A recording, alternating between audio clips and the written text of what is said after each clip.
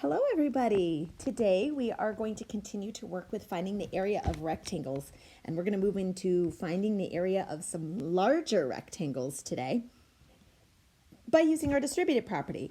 And I was so impressed last week. Guys, you are getting the hang of the distributive property and using it to find the area of larger rectangles and to just solve harder multiplication facts. And I am so impressed and super proud.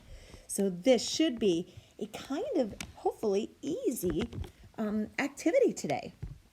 So let's take a look. If I gave you a rectangle that maybe looked like this, and I told you that this left side length is 9 centimeters and this top side length is 6 centimeters, and I asked you to find the area, I could put A equals, A standing for area. We would know that to find the area, we could just solve 6 times 9.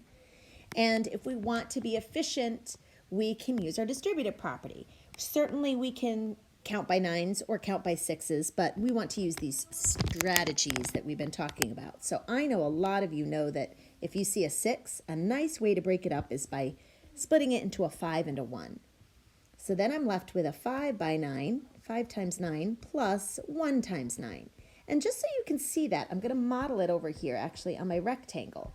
And all we're saying really is that instead of looking at this whole side as 6, we want to break it up and we want to look at it as a 5 centimeter by 9 centimeter rectangle, and then as a 1 centimeter by 9 centimeter rectangle, right?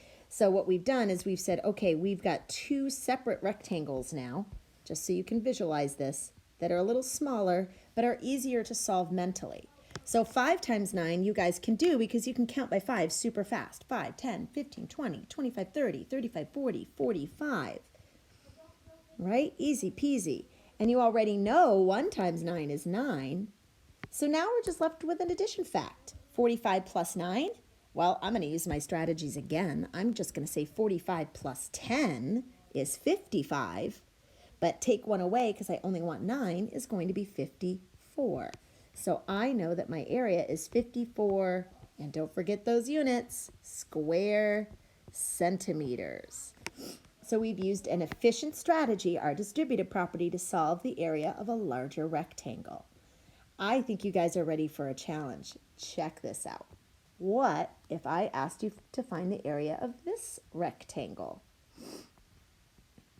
12 feet by 3 feet. Whoa, you might be going, whoa, I don't know how to count by 3s 12 times, and I definitely don't know how to count by 12s. Remember, you don't have to worry about that, right? We can use our distributive property. I'm just going to scooch this over a little bit. So we know our multiplication problem is going to be 12 times 3, right?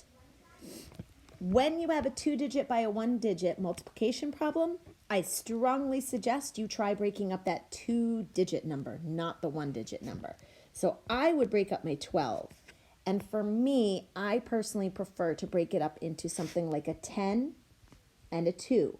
Because I know, once again, just like 5s and 2s are easy to skip count by, you guys know how to skip count by 10s, and you definitely know how to skip count by 2s. So this would be a great way to break it up because both of those facts are going to be pretty straightforward, right?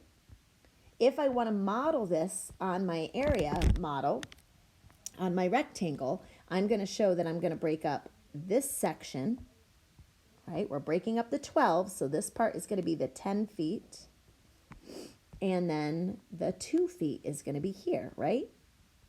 So we've just said we're going to break our 12 total side up into a 10 and a 2.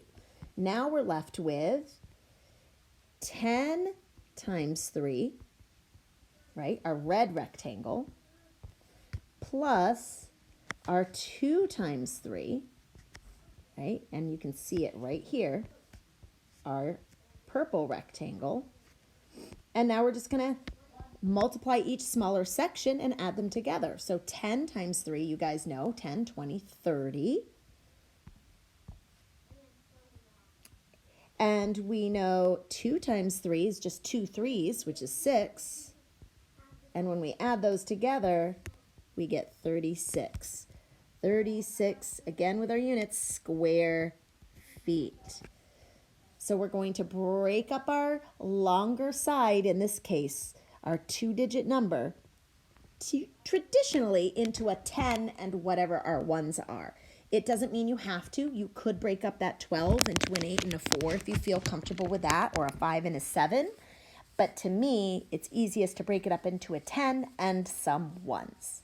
So your job today is to go ahead and find the area of a larger rectangle. I would like to see you modeling this for me, please. Can you show me on the rectangle how you split it up? So draw that line to show me how you split it and label those 2 smaller parts, and then show me your distributive property. So I want to see all those sections. I don't want to see you drawing in all the lines. Okay, we're going to those efficient strategies of using our distributive property. Good luck, have fun, and let me know if you